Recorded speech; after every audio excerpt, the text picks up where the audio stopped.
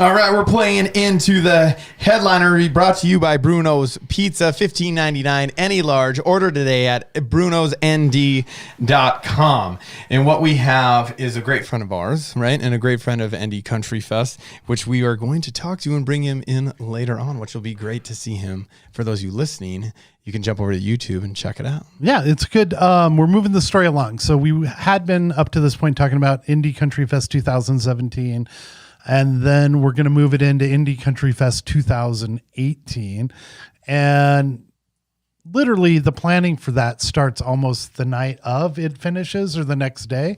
You and Ralphie are sitting around and kind of talking about what you're going to do, what you need to do, start plotting artists and how those sorts of things. Yeah, it's one of those where we definitely knew when it was over, there's something there, and people, all had an unbelievable time, and the turnout was great. And it was like, man, this can turn from a 1 day to a 3 day easily. We got to get rid of the fence down the middle. You wanted to see if there was actually a market for this when you started it. Well, absolutely. It was just a beta test, right? It was a little trial balloon. See what happens. Throw it up and see if it sticks to the wall. Yeah, if people like it, people show up, and the reviews on it ended up being really good. I mean, obviously, there's some things you can fix always when it's the first time out. Well, it's your first time. You got to.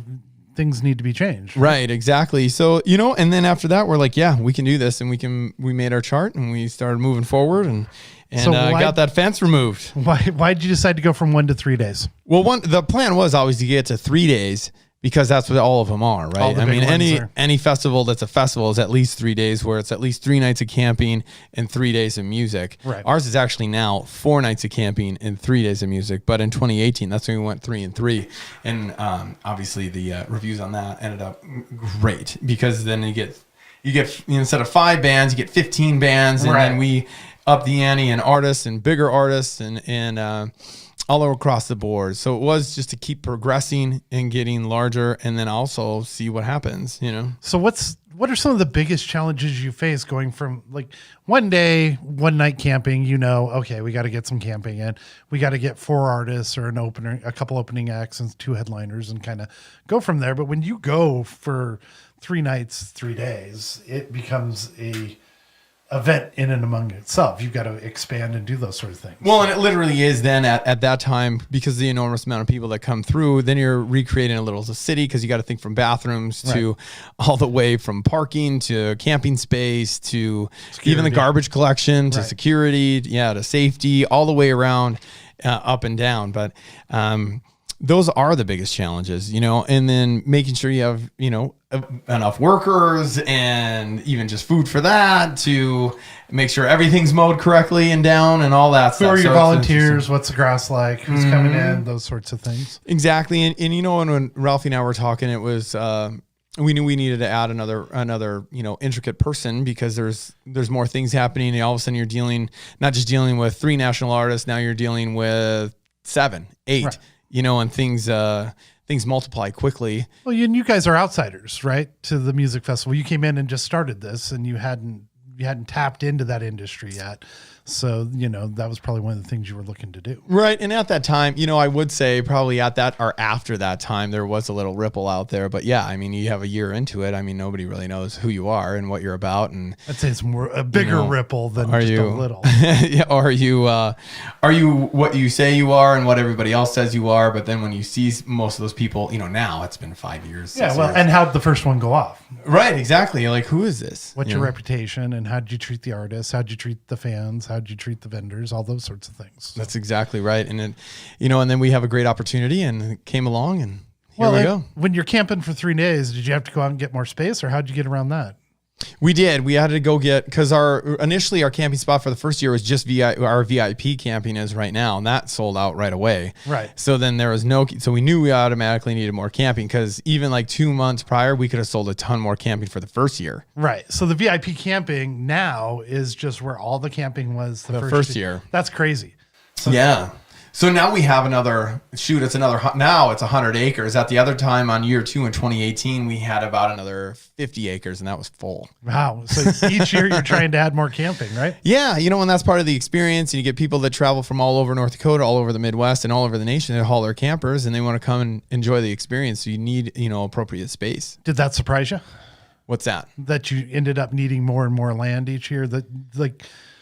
The camping seems insatiable. Everybody wants to get in. Everybody wants to camp. Yeah, and that's part of the whole experience when you camp and you stay there. Right. So what happens, it exponentially expands because it grows. Yeah, because people talk and say, "Oh, you don't go here. Come with us and bring your camper. It's awesome. We'll all get together and." It's kind of how we start out tailgating. There's 2 of us. Then we got some guys that had a stereo. Then there's 4 of us. Then we figure out that guy's always showing up early. This guy's always showing up early. Why don't we get together and have a good time? Exactly. Or all of a sudden you have friends and then 2 of your sets of friends are already going. And then all of a sudden the other 4 are like, well, we want to go because they came for like the day. Right. Or they see all their stuff on their social posts and be like, where are you at? Why didn't you invite me? All that kind of stuff. And then before you know it, you have their whole group of 10 families coming and having a blast and 10 campers and all that. So it grows exponentially, which it has. It already has for 2021 as well. Nice. A man well respected around the music and festival industry, a friend of mine, a comrade, the general manager of ND Country Fest, Corey Bliss. How are you, my friend?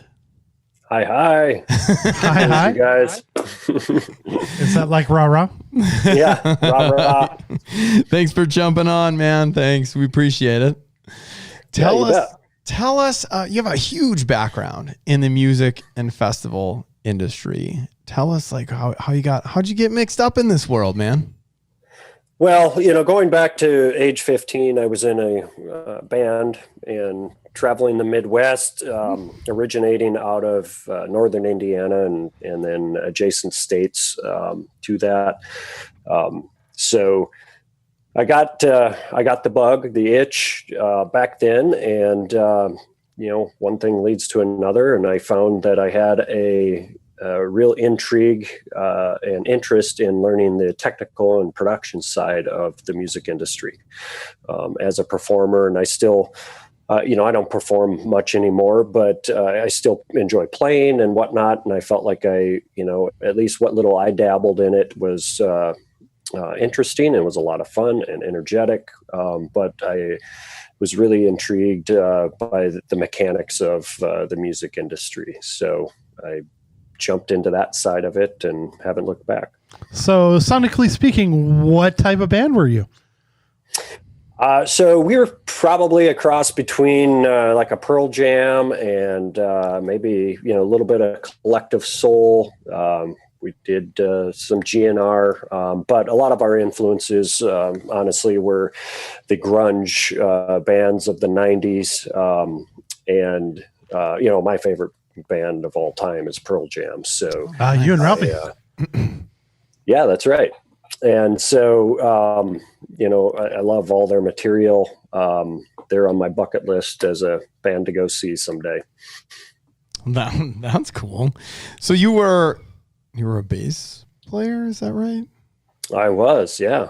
Yep. Slapping the bass player. Yep.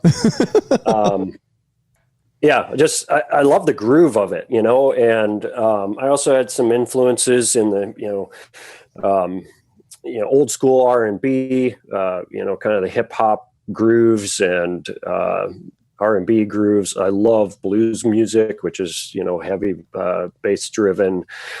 So yeah, bass was my instrument of choice. So what was your first festival gig, or how'd you get into festivals? I believe there's a little bit of a story behind that, right? In our past conversations. As of an hour and a half ago. Shaw. Well, yeah. So the road to festival life is colorful and fun. Starts with a girl. There's a girl involved. Ooh, yes, those are the best ones. We got a rom-com going. Yeah. So. As I mentioned, I was in a band in the early years of my life, and I got a chance to travel up to the middle north of the country, we like to call it. And hadn't ever before, even really heard of North Dakota, let alone Fargo, but met a gal from Fargo at a show we were performing, and I saw her walk into the room. It was a pretty small venue, and saw her walk into the room, and I'm like, I'm going to marry her someday. Ooh. So, how old were you? I was 17. Whoa, that's a big statement to say at 17. Big yeah, decision. it was. But the good part of the story is I'm still with her. Wow. And, Hey. yeah. So we're going on 25 years together, and it's good been job, great. you. Thanks. I've been married 25 years, dated 5, so I know that's a big, huge accomplishment. Right. Lots of patience. Yeah. Yeah. So, when I met my wife and we started having kids, just the rock and roll lifestyle isn't conducive to families. What? And more than anything, I wanted to be, a father and a family man. And, so, kind of backed away from the touring and the performing and the recording side of it, and moved to Fargo, North Dakota. And that was June of 1996 was when I landed in Fargo, and I was a fish out of water. And, Right. Had no clue, What is I knew nothing about Fargo beyond what the movie depicted, and turns out it was nothing like the movie. No wood chippers? And is that a wood chipper? yeah, Yeah, it is a wood chipper. Yeah. But I still had that itch, still had that longing to be in the music industry and to have that as a career. And so I just started looking for, available opportunities, and stumbled upon an event called WeFest, which is a country music festival that was in Minnesota, about, a little short hour from east of Fargo, and contacted them and found out that, really the only way I could get involved was at a volunteer level. So I did it, and started as a volunteer, had no idea what I was getting into, but, 23, 24 years later, we're still involved, still love it, still have a passion for it. It's a ton of fun. It's a lot of challenges, but it's been great. It's been a great ride. That's a story about the WeFest. You start as a volunteer. What is WeFest? I always hear about WeFest, but I'm from Arizona and Wyoming.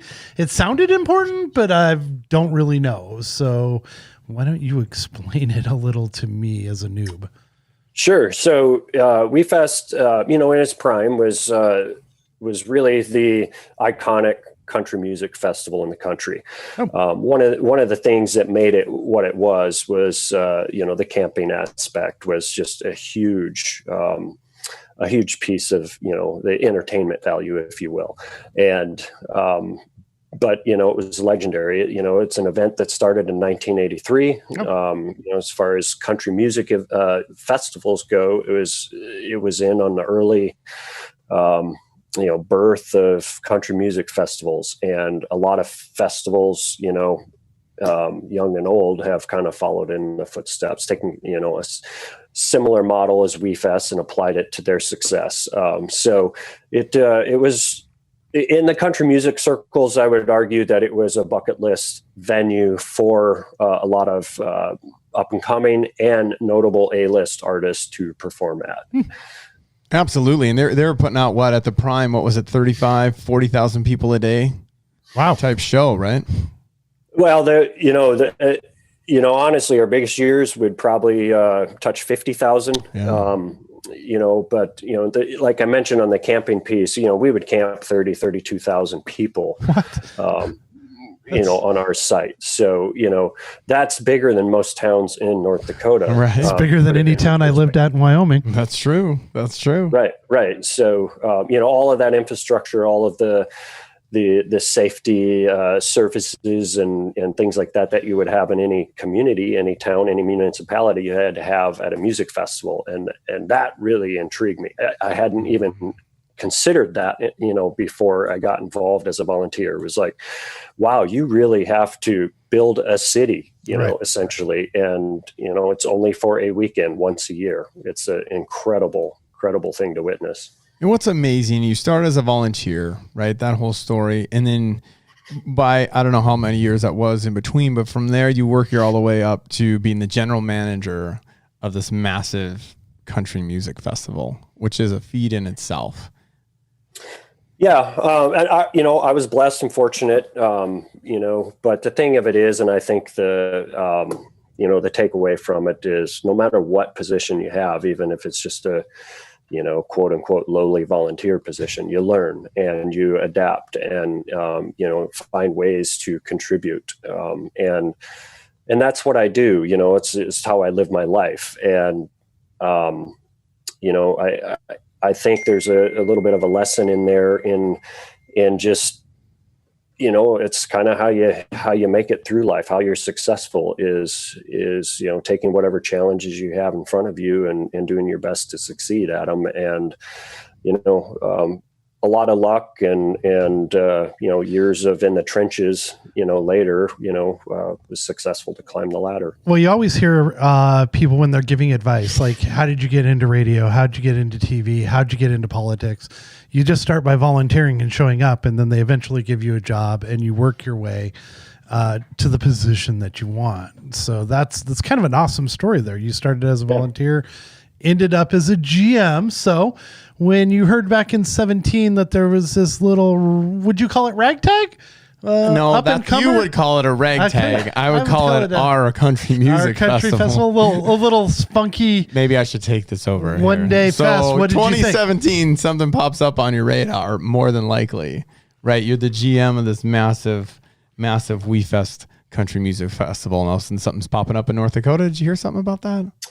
Right. So to give you a little bit of background or insight is,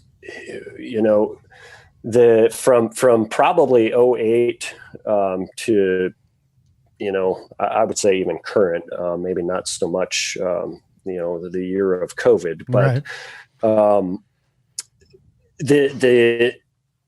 There are so many music festivals and festivals of other nature, other genres, art festivals and things like that popping up all over the time, all over the place and all over, all the time, excuse me. And so for something to even create a small ripple, and that's not, a statement, to be offensive or to say that Indy Country Fest in its first year wasn't significant. It's, it created a small ripple in the midst of all of the other events that were cropping up, and, some successful, some, came out with a bang, because they had, massive lineups, as far as talent is concerned. They had big, massive budgets, but for the grassroots effort that Indy Country Fest, started, and was founded, and the fact that it created the ripple that it did was pretty significant and caught my attention. And so the cool part about it is in following up and just kind of, okay, what is this all about?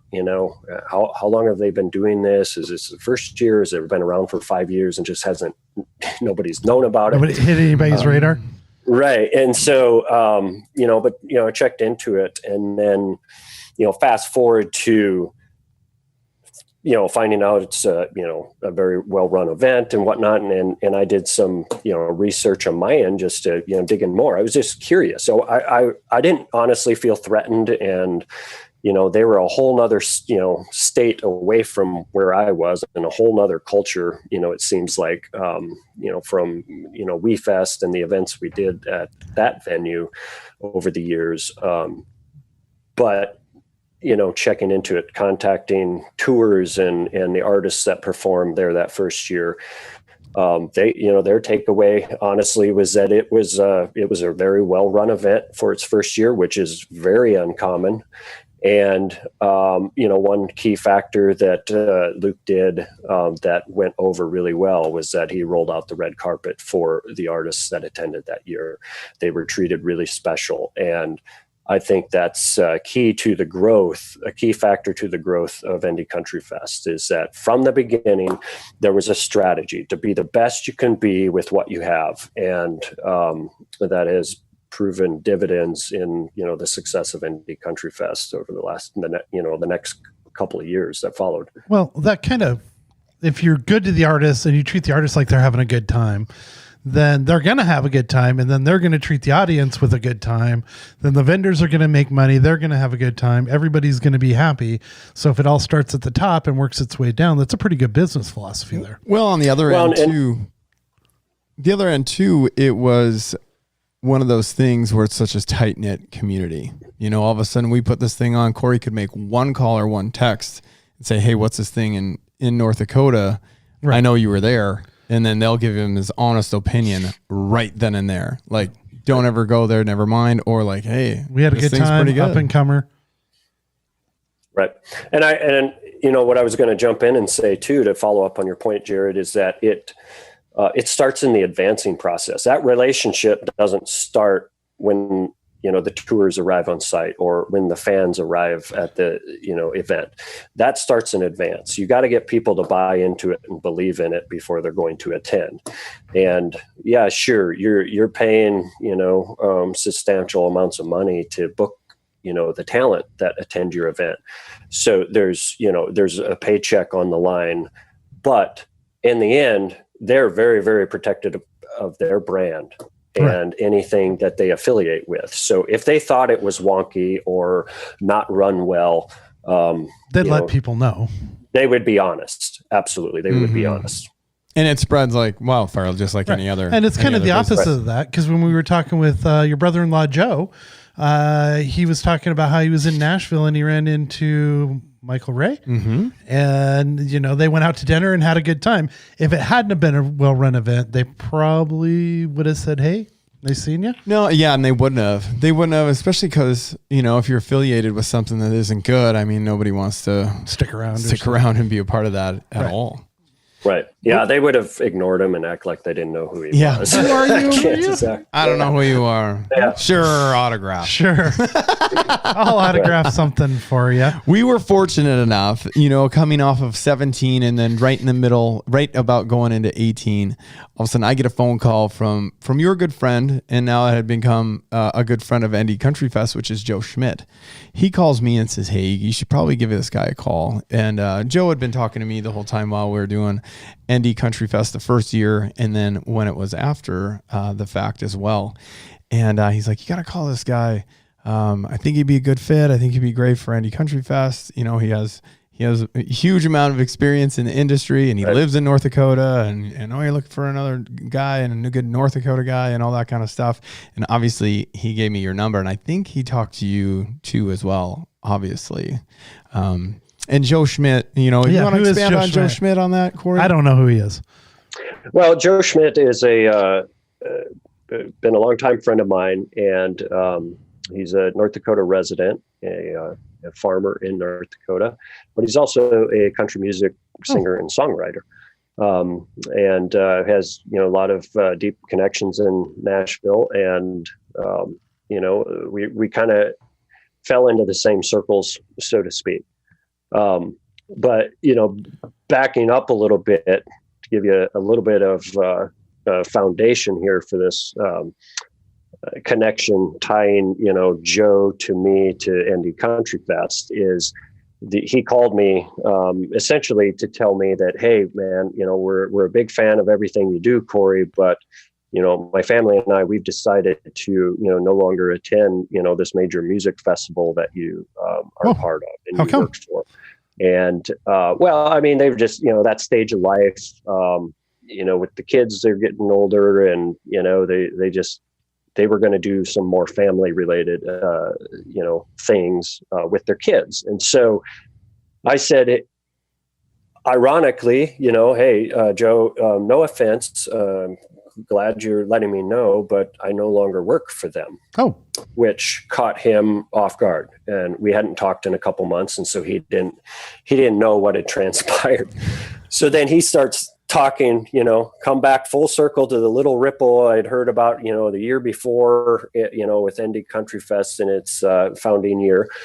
And he starts talking about, hey, these guys have booked my band for this event, and I think it's something that, you would align with, and kind of fits, what they're trying to do kind of fits with the type of person you are, Corey, and, what you believe in, what you like and enjoy and prefer about the event and the event business. And so he said, if you're interested, I'll reach out to the owner and see what develops. And I said, well, I'm not really looking for anything at the time. I'm just, kind of let the dust settle, see what happens. And I said, but yeah, go ahead and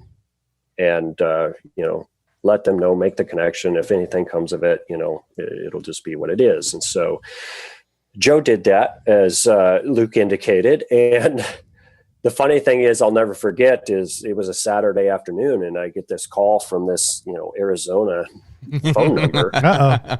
And trying to pull you or sell you something. Huh? Right. Yeah. And I mean, it's just good policy to not answer, a phone call that you don't know. From Arizona? What are you saying there, buddy? Right. And so I just let it go to voicemail, and I was in the middle of working on my washing machine. And so I was just, I'll let it go to voicemail. And I got done with that, and then just got distracted. And it wasn't until the next day, nearly 24 hours later, I was on Sunday afternoon, I was, just sitting next to my wife and scrolling through my phone in our idle time. And I'm like, oh, shoot, I forgot there was this number from Arizona, like the voicemail. So probably should listen to that one. Maybe I was trying to sell you a wash machine. And a dryer. Nope, we ended up having to retire that washing machine after I tried to fix it.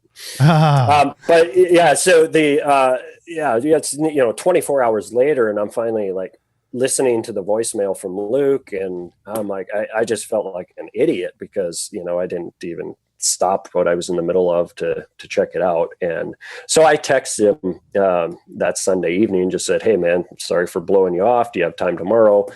And so we agreed to call to talk the next day on Monday.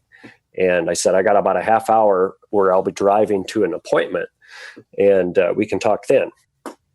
Well, we get on the phone, and 2.5 hours later, I've been sitting in front of the office of this meeting I was at, and I was still out in the parking lot, and the receptionist walks out there and knocks on my window and is like, are you coming in for your appointment? That was 2 hours ago. I'm like, yeah, just a minute. It's just a call I couldn't, I had to take, and it's like, I couldn't stop in the middle of it. It's your typical Luke Schaefer phone call. It starts off for a half hour and then goes to only if I like you. Only if you like me? Wow.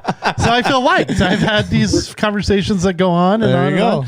You get done with them and you're like, wow, that seemed excessively long. Yeah. But it didn't seem like 2.5 hours. I thought it was maybe 45 minutes. So. Right. And that's the thing, but of it is that we hit it off really well. For and sure. I think it's hard not to hit it off with Luke. He's got that laugh. He's got that, I don't know, something about it.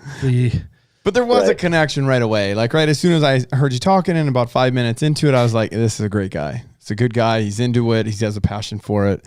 Obviously your experience speaks for itself. And then I think we got just talking about the festival in general, and then ideas were just going like crazy. Right. And that's what it ended up, just a vision, a conversation just about the future and where could we take this place? And, what do you think the potential is? And, all of those great, brainstorming conversations that you have when you're passionate about something and you just, you want to do it right. And so it was a very easy conversation to have. I never met Luke before in my life. I hadn't talked to him on the phone prior to then.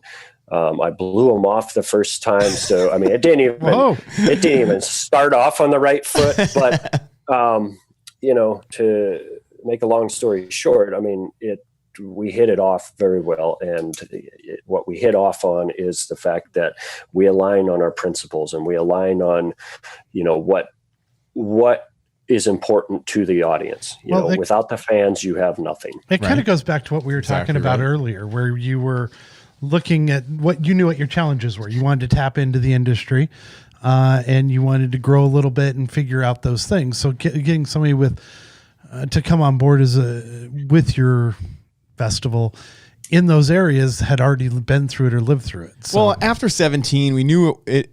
As you can say, as Corey stated, I mean, it made a ripple. I mean, just the people showing up alone, the amount and the excitement about it afterwards and during and all that kind of stuff is like, whoa. There is an excitement here. We are going to do this. And not only that this is going to get a lot bigger, probably pretty quick, real fast. You went from 1 day to 3 days and, some of it, I guess, will grow as you're like, oh, we're just going to do this and this and this. But when you go from 1 to 3, that's got to be a whole big difference. Well, we literally went from like 4 artists. No, it was about 5 artists that first 1 dayer to about 15, and then all kinds of camping and all kinds of everything. And it was a feat. And what the story goes, we had already booked all of our talent for 2018 before we even had that conversation, when we had been talking and reaching out and getting everything situated. So that was already done too.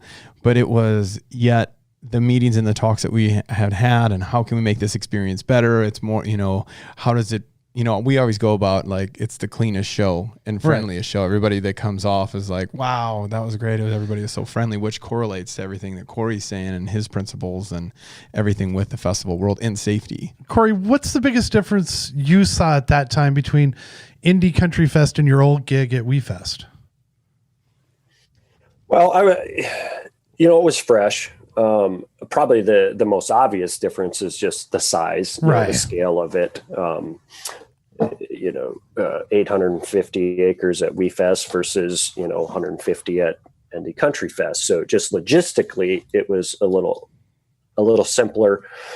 You still have all of the layers. You still have all of the verticals and things that you need to do, but just on a smaller scale. So whereas, at WeFest, I was, responsible for, roughly 1,500 staff, at Indy Country Fest, we could do that with 150.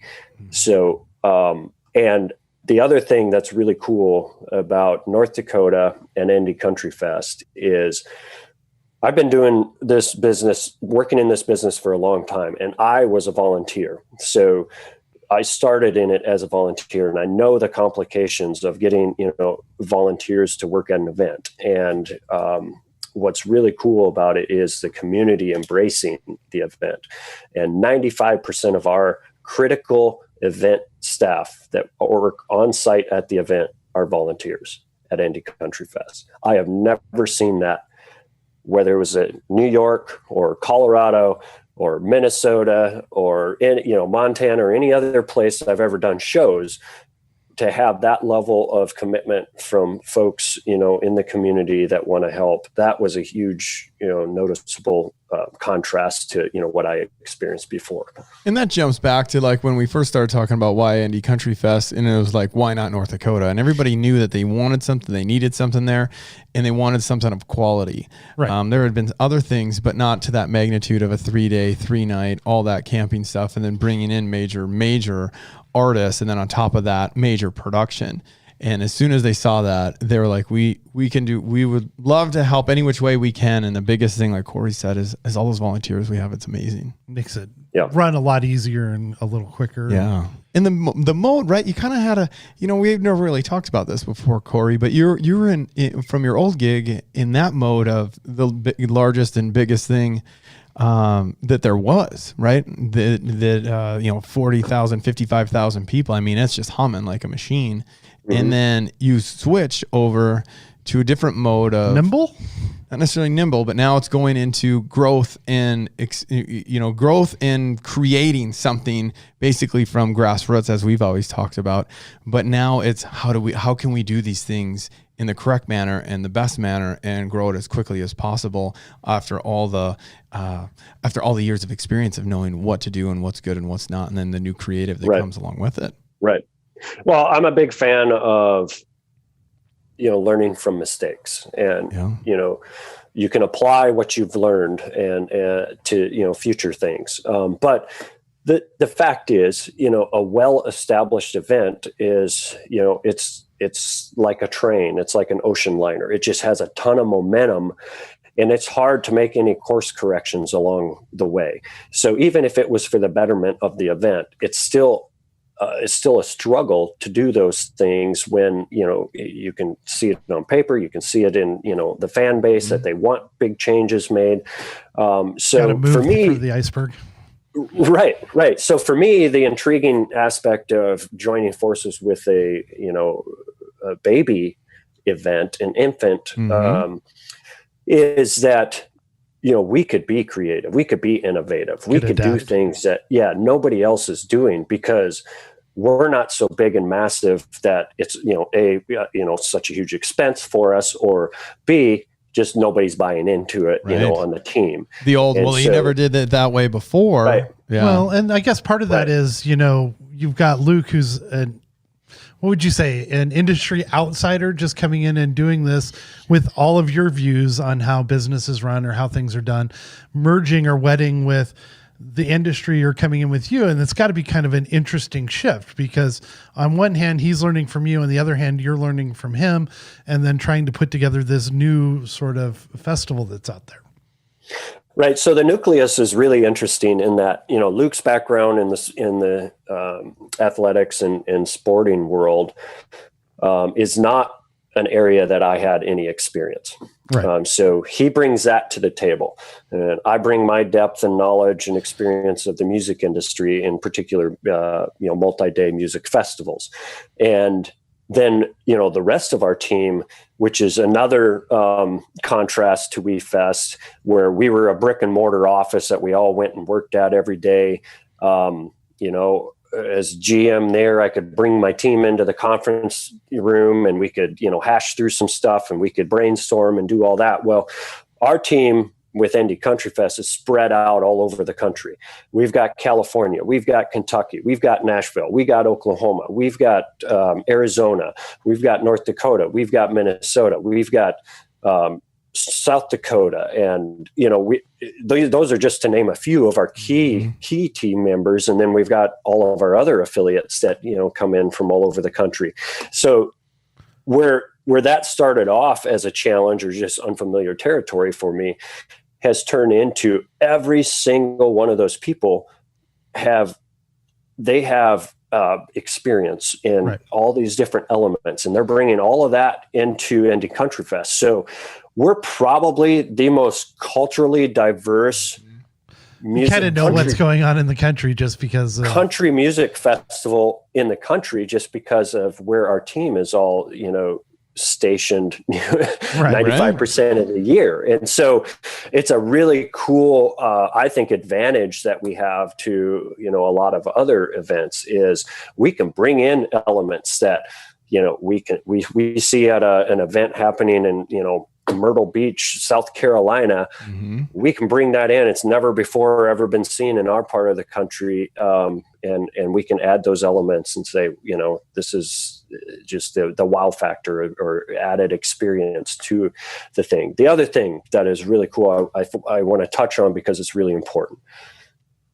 Never have I worked for the multitude of festivals that I worked with, and I mentioned, I did festivals in New York and Colorado and Montana and Minnesota. This is by far the most affordable festival I have ever been aware of or worked for. And so that is a really, really cool thing. We're running this thing so lean and mean that we can pass on that savings to the fans. And so you get this wildly crazy, massive experience for, the entry level price of I don't even know what to compare it to. It's a good deal. I don't think there's anything. Yeah, it's such every a good time deal. I look at what the VIP tickets are, I'm just like, that's not really going to kick me that hard. It's a definite good buy, or it's worth the value that you're giving your customers or your fans or your patrons. And the design of that, right, is that so it is affordable. It's not gonna break your bank. You don't have to save up for months, but you can travel to North Dakota, experience North Dakota, experience what's there. Had that conversation where I'm like, really? Why don't you charge more? And you're like, no, this is what I want. An experience, a major thing that you can also go and do in North Dakota itself, along with the festival. And then that means you can bring all your friends and family, because they're like, well, what's that going to be? $500, $700, just for a ticket? No, it's not. And that's where we do pull people from 30 different states automatically. Yep. And that has a lot to do with it. And people love it. So Corey, what was the biggest challenge of 18? Was it the weather? We know you want to be a weatherman, maybe? Did we find that out? Jared just took the last question of the interview. Yeah, we'll roll it there. So, when I grow up, I eventually want to be a storm chaser. And I'm a nerd about weather. I'll show you my phone someday, Jared. I've got dozens of weather apps on there. And, I track the weather very closely. That's just what I do as a hobby. So in 18, the weather was looked like it was going to be bad. Is that right? That just takes me by surprise that you'd want to be a meteorologist over anything else in the world, which like is the awesome. Green screen? Because I never would have thought it, but it's awesome. Yeah, no, not the green screen, not the TV kind of news weather guy. That's not what I want. I want to be out in the thick of it and can wear a suit jacket with shorts, be up there. So in 18, you get Locash getting ready to get on, and you guys, what I didn't know is you have an actual meteorologist, not somebody with a green screen, but somebody who actually knows the weather 24/7, 7 days a week, on salary for the entire time, so they can tell you what's going on. Has major things to do with safety and monitoring. Right. So they've got to know. So what happened? Yeah. So that is true. We just as a added element of safety and security, the welfare of the event and the customers, we do have a weather subscription, a platform that monitors our weather. And what's nice about it is in the busyness of the event, all the things that come up, you're dealing with ticketing stuff and catering and, getting people in and out and, and all those things that just keep you preoccupied. One thing you often forget to do is, look up and, see what the weather is doing. Right. And often events have an additional challenge in that when you get that many people closely gathering, your cell reception isn't the greatest. So when you would typically rely on your phone for alerts or to be able to check the radar, sometimes you can't. So we do have a 24-hour weather center that monitors our event. They have our location. They specialize in understanding that we are largely a temporary venue, meaning we have a lot of tents and a lot of campers and a lot of, elements. So when it's time to go, it's time to go. It's time to go, right. And so you have these guys monitoring it. We can just do our job and we can focus on other things. These guys call us and say, hey, just be aware, be advised, there's some weather approaching, and this is what we're seeing now, and this is what we're predicting will happen. And that occurred in 2018. And thankfully we had that ability to adapt. We could get a hold of the. I remember in our war room, our command center, there's some pictures. I don't know who was taking pictures in the middle of all this. Who was that? But it wasn't me. There are pictures of Luke and I, just like huddled in front of the, computer screen and on the phone. Really? Oh yeah. Getting the weather reports, and then we have. So were you worried it wouldn't go off? No, what it did is it escalated from where we were in the war room, huddled by your monitor on the phone, and then it was like, okay, I think they might dissipate or something, and then all of a sudden we went back stage and it got a hold of the touring manager for Locash and then Chris and Preston. Now all of a sudden we're all huddled around Corey's phone. You're all looking at it. Yeah. And it's like, hey, the meteorologist said, hey, it might just dissipate. It might just split. It looks like give it like 15 minutes and should split and should be all good. And there's Chris and Preston from Locash going, we want to do the show. People are amped, and they were, and the crowd was all ready. And they're like, we'll wait. No, don't worry. We'll wait. And then you got the call from the meteorologist and literally said, hey, it's going to split. And then all of a sudden we're watching your phone. We're all huddled by Corey's phone. And it literally splits by the cow and it goes, poof. And it's over. Wow. And they absolutely crushed it that night and actually played for about 30 more minutes than what they were scheduled for. And that was a great thing. They were all happy. Everybody. Yep. Corey, what do you think the future for Indy Country Fest holds? Well, so stay tuned. We're working on some really, really cool things that will roll out here in the future. We're going through the R&D process right now, and we just really want to get it dialed in. And what I'll say, in addition to that, and just kind of reinforcing that statement, is we don't ever want to do anything. We don't want to roll out anything unless we have it dialed in. And so we mock it up and we reverse engineer it, and we figure out all of the, the points where it's weak or could fail or, cause other issues, before we roll something like that out. And you saw that recently in, our switch to, a different ticket platform. Right. We did the research and we spent the time, and, some of these things aren't the funnest, category to be dealing with, right. But it's for the betterment of the event. And that's why we made the change. So there's some really cool, exciting things. For 2020, we had already unveiled, the casino. So that'll be, Casino 2.0 unveiling in 21. There's no other festival that has an on-site casino. So that's a really cool thing that's brought to us by NDSU Team Makers, which it's so great to have them partner with us. They're just a massive powerhouse in the state and a great community partner, and we love being partnered with them. And then we added also a Dream Deck. So there's a couple of things that we unveiled for 2020 that we spent a lot of time working on and getting to that point where we felt we could do it. But, Rona happened, and, we're back to scheming. Push it off.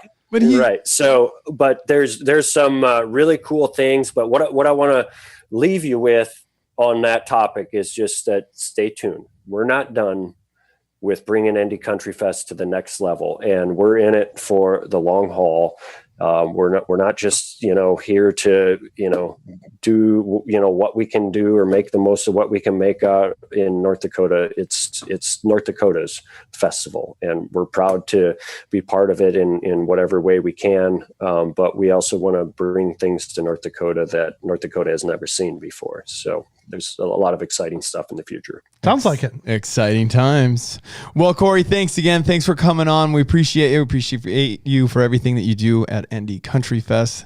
Thanks for joining us today at the podcast, and we will see you later, my friend. Corey, nice meeting you. Brothers and sisters, I hear you asking yourself day after day, what am I gonna have for lunch? Do I want another burger? No. Do I need another taco? No. Brothers and sisters, may I introduce you to Bruno's Pizza. Pizza is the bread of endless possibilities. What can go on a pizza can go in a calzone wrap. Look beyond a pepperoni, 32 pizzas and a snack. If you like heat, try the Lava Hawaiian. Marauder Pizza is also kicking. You need Bruno's Pizza in your life. Let the humble Bruno's Pizza lift you up from your hunger and deliver you into the realm of satisfaction. East Front Avenue, online at brunosnd.com. Can I get a napkin? All the rest, and we are out of here!